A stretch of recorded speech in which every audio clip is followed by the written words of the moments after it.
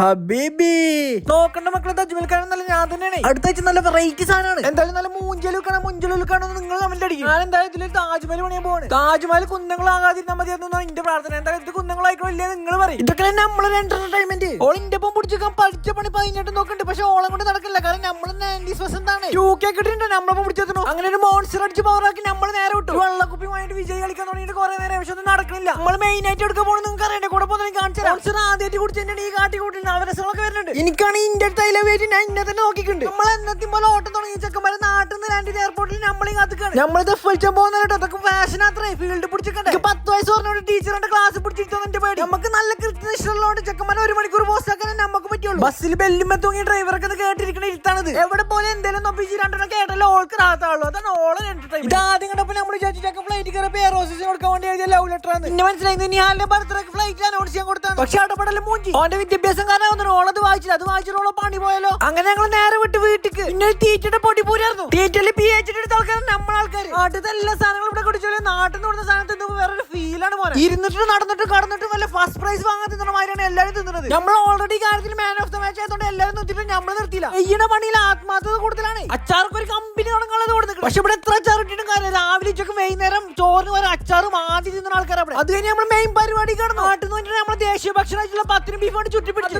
ക്ഷീണം തീർക്കാൻ നമ്മൾ നിഹാലിന്റെ ബർത്ത്ഡേ ആഘോഷിച്ചു. അതേപോലെ ഇന്നത്തെ ദിവസത്തിന് വേറെ പ്രത്യേകത ഒന്നുമില്ല. മജുവിന്റെ അതേപോലെ നെതിറിന്റെ വെഡിങ് ആനിവേഴ്സറി സർപ്രൈസ് ആയിട്ട് നാട്ടിൽ നിന്ന് കണ്ട പോലെ ഗിഫ്റ്റ് കൊടുത്താച്ചത്. എന്താ ചെയ്യാ കാലം പോയി പോക്കെ വീട്ടുകാർ വരെ ന്യൂ ജനറേഷൻ ആയി. അങ്ങനെ ആനിവേഴ്സറി നമ്മൾ കേക്ക് മുറിച്ച് പൊളിച്ചടിക്കും. നമ്മളെ വെഡിങ് വീഡിയോ പൂശി. ഇന്ത്യ പോലെ ഷാറുഖ് ഖാൻ ഇറങ്ങി വരുന്നതാ. അപ്പൊ നമ്മളൊന്ന് റൊമാൻറ്റിക് ആവട്ടെ മാസലമാ.